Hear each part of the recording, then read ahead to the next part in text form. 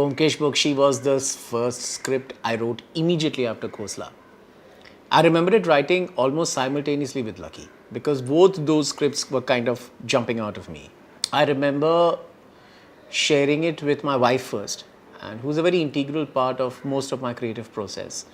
And she said that this really has something, the tone, the style. But she said, of course, you'll have to write it now. The draft that we see on screen is probably the 6th or the 7th draft. Usually all my scripts go through those drafts, probably not because I'm a perfectionist or anything like that, because the first 1 or 2 drafts which I write alone are very silly. My co-writer Urmi, it takes her about 2 or 3 drafts to get out of the silliness and then put some process and order and movement and into the thing, and then go back to the fundamental spirit of the first draft, or the draft 0 as we call it, and then go from there. When I met Dibakar for Oelaki, he had this already one draft of this script.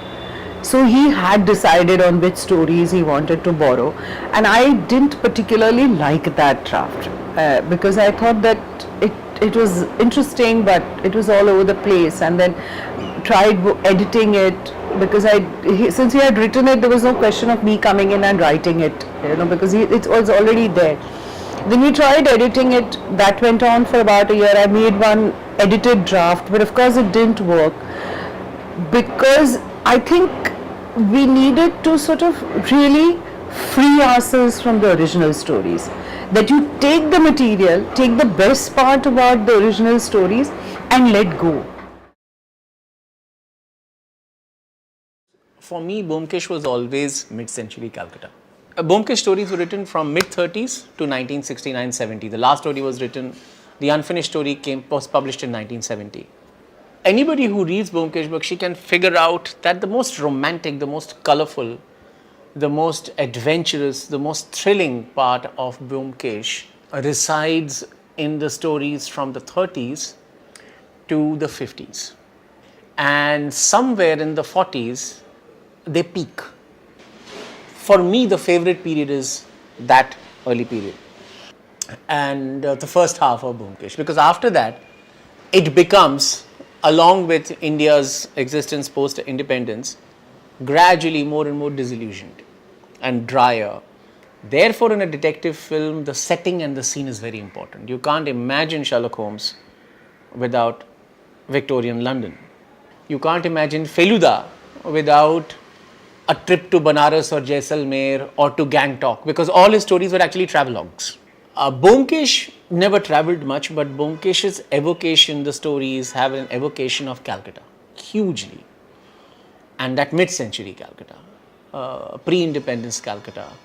And that Calcutta, for some reason, became a part of the Byomkesh canon for me ever since I read those stories, when I was 14 or something like that.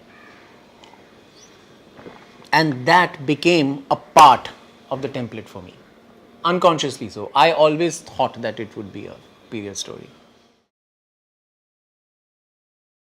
I didn't want Byomkesh to be a very physical hero. I wanted Byomkesh to be cerebral, and I also wanted Byomkesh to be a bit of a closet intellectual who, when faced with the rough and tumble of real villainy, can be sort of kind of shaken. Also, this is Byomkesh's first case, that everybody has to begin, and when you begin, you don't know, and you make mistakes, and you hesitate, and you're raw, and you're inexperienced, and you fumble, and that's the Byomkesh that I want. That's the Byomkesh that you will see.